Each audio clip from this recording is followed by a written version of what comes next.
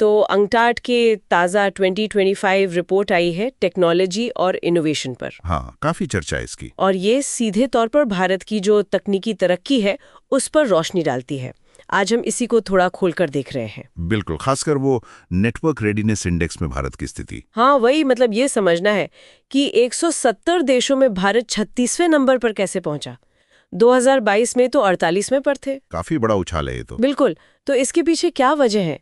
लगता है कई चीजें हैं, जैसे आईसीटी का इस्तेमाल, आर&डी, इंडस्ट्री की ताकत, फाइनेंस और हाँ एआई और नैनोटेक पर भी खास ध्यान है। और इसमें एक दिलचस्प बात यह भी है जो रिपोर्ट कहती है कि भारत उन विकासशील देशों में है जो अपनी प्रति व्यक्ति जीडीपी के हिसाब से उम्मीद से कहीं अच्छा प्रदर्शन कर रहे हैं टेक्नोलॉजी में। अच्छा, और कौन से देश हैं इस लिस्ट में? चीन है, ब्राजील, फिलीपींस, ये सब अपनी आर्थिक स्थिति के मुकाबले टेक्नोलॉजी अपनाने में आगे हैं। खैर, अगर अलग अलग पैमानों पर देखें तो आर&डी में तो कमाल ही कर दिया है। तीसरा स्थान दुनिया में, ये सच में असाधारण है ना? और औद्योगिक क्षमता उसमें भी 10वां स्थान, ये भी काफी मजबूत है। हाँ, ये दो चीजें तो भारत की रैंकिंग को बहुत ऊपर खींच रही हैं। लेकिन कुछ क्षेत्रों में शायद उतनी अच्छी तस्वीर नहीं है। बिल्कुल, जैसे वित्त तक पहुंच मतलब फाइनेंस मिलना, उसमें 70वां स्थान है। ओह, 70वां, तो मतलब सुधार की गुंजाइश है अभी। हाँ, काफी।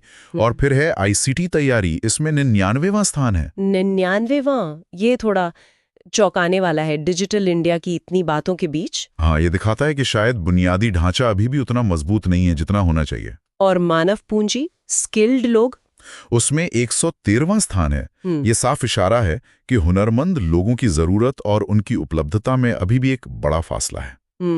हालांकि रिपोर्ट ये भी कहती है कि स्कूली शिक्षा के साल बढ़ रहे हैं और बेहतर स्किल्स वाली नौकरियां भी बढ़ रही हैं, तो कुछ प्रगति है, जैसे भूटान, मोरक्को के साथ। तो मतलब मिला जुला है सब। आर&डी और इंडस्ट्री में ताकत है। हाँ, पर उसका पूरा फायदा उठाने के लिए फाइनेंस, आईसीटी और लोगों की स्किलिंग, इन पे ध्यान देना बहुत जरूरी है। सब जुड़ा हुआ है एक तरह से। सही कहा।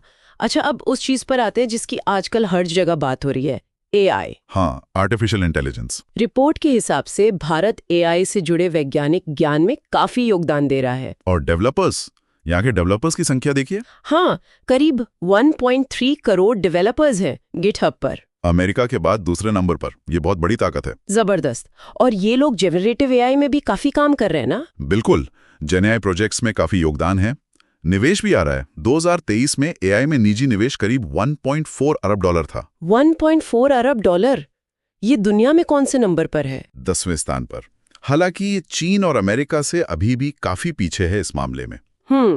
लेकिन फिर भी 1.4 अरब डॉलर शुरुआती दौर के लिए बुरा नहीं है। पर एआई के साथ वो नौकरियों वाला सवाल हमेशा उठता है। हाँ, और रिपोर्ट इस पर बात करती है। वो मानती है कि हाँ, कुछ नौकरियां जा सकती हैं, पर नई नौकरियां बनेंगी भी। बिल्कुल, नए उद्योग बनेंगे, नई तरह की नौकरियां पैदा होंगी। असली चुनौती है लोगों को तैयार करना, मतलब स्किलिंग। हाँ, रीस्किलिंग और अपस्किलिंग। रिपोर्ट इस पर बहुत जोर देती है। लोगों को एआई के साथ काम करने लायक बनाना होगा। ये सीधे सीधे मानव पूंजी वाले पॉइंट से जुड़ जाता है। समझ गई। तो अगर हम इन सब बातों को समेटें तो भारत टेक्नोलॉजी अपनाने में, खासकर आर&डी और एआई में, वाकई तेजी से आगे बढ़ रहा है। हाँ, इसमें कोई शक नहीं। तीसरा आर&डी रैंक, इतना बड़ा डेवलपर बेस, ये सब बहुत पॉजिटिव है।